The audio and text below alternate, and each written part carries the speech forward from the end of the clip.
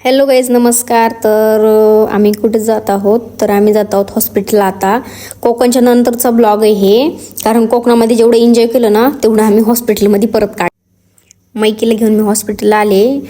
डॉक्टरांकडे चेक वगैरे केलं, बघितलं डॉक्टरांनी. आणि ही कुठली हे दाखवते मी डॉक्टरांना अगोदरची डॉक्युमेंट. तर दुसऱ्या हॉस्पिटलचे दाखवते. पहिल्या दिवशी आम्ही गेलो होतो ना त्या हॉस्पिटलचे डॉक्युमेंट डॉक्टरांना दाखवले ते, आणि त्यांनी चेक केले. आणि चेक केल्याच्या नंतर परत तिला ॲडमिट केलं दुसरीकडे. आणि दुसरीकडे ॲडमिट वगैरे केलं.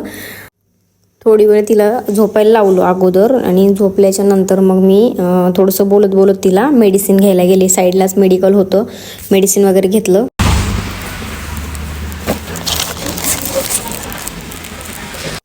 डॉक्टरने तिला सलाईन लावलं. तिला एवढा त्रास होत होता कारण की अगोदरच्या दिवशी ना 2 लावले होते त्याच हातामध्ये, आणि आता ही तिसरी सुरू आहे तिला. म्हणजे दुसऱ्या दिवशी आम्ही दुसऱ्या हॉस्पिटलला गेलो, तिथली ही दुसरी सलाईन सुरू आहे तिला.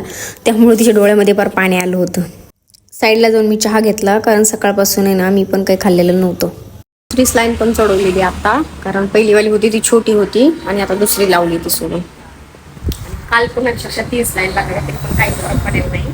हे त्रास होण्याचं कारण असे की आम्ही बाहेरचं खाल्लं ना, बाहेरचं खाल्लं इन्फेक्शन झाले, नॉनव्हेज खाल्लं होतं त्याच्यामुळे. त्यामुळे शक्यतो बाहेरचं खाल्लं टाळा. फिरायला गेल्याच्या नंतर पण जेवढं होतं व्हेज, आम्ही नॉनव्हेज खाल्लं 2-3 वेळेस, म्हणून थोडंसं असं त्या पोटात इन्फेक्शन झाले, त्याच्यामुळे तिला त्रास होता, पोट दुखते, चालू होतं तसं.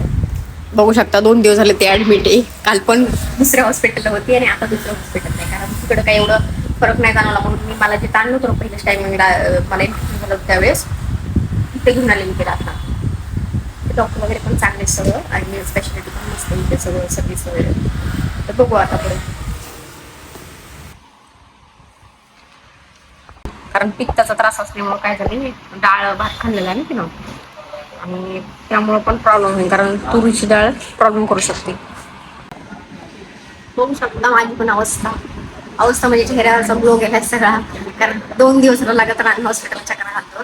काल पण ॲडमिट होती पूर्ण 2 वाजेपर्यंत, सकाळी 10 वाजल्यापासून सकाळी 2 वाजेपर्यंत होती, आणि आता पण 10 वाजल्यापासून 1-1:30 वाजलाय आता पण. आता मी स्लाईन लावली, तिसरी लावली आहे, सॉरी स्लाईन लावली आहे. मॅडमची अवस्था बघू शकता तुम्ही, बँड वाजली पूर्ण बँड, कारण मोठाच त्रास म्हणजे खूप जास्त ते मुलींना सांगू शकते काही कारणांमध्ये. तर विषय असा झालाय की आता तिसरी स्लाईन लावली, ही छोटीवाली पण लावली. मोठं कसं वाटतंय तुला, बरं वाटतंय का नाही? हा, थोडंफार काहीतरी नॉर्मल. आता जे इंजेक्शन दिले ना तिला, त्या इंजेक्शन थोडं बरं वाटेल तुला आणखी.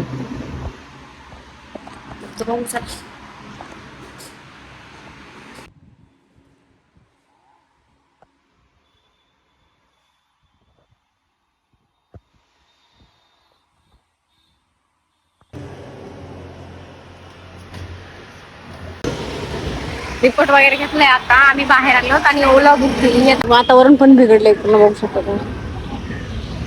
माझ्या मोबाईलला चार्जिंग नाही येत. सकाळी आलं आम्ही 9 वाजता. पेशंट बसलंय.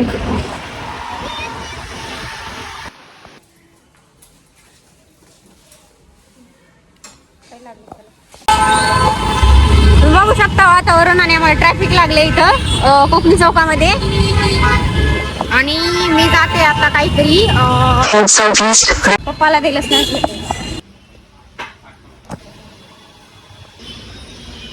स्वीट्स घेतले खायला पप्पा मला.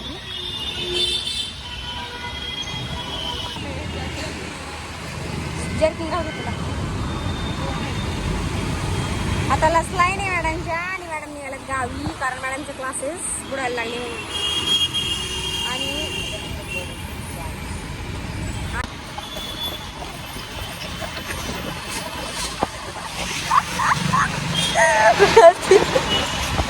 काय झालं विषय सांग.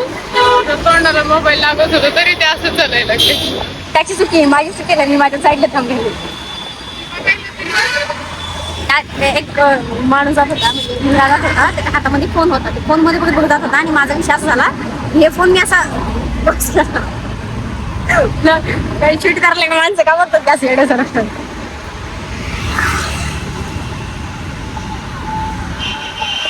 आम्ही थांबलो बसची वाट बघत. हो कडा गेले का, पावसाचं वातावरण झालं पूर्ण, आणि बसचा आणखी आता पता नाही.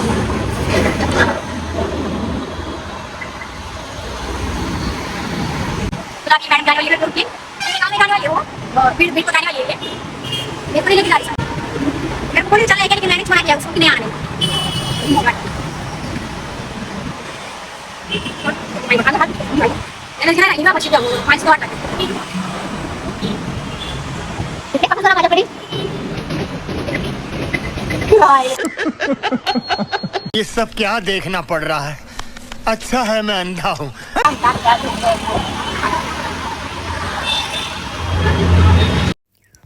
मैकीला बसमध्ये बसून दिलं आणि तिथून मी लगेच घरी आले आणि आता जाता जाता मी ह्या ब्लॉग्स एंड करणार आहे.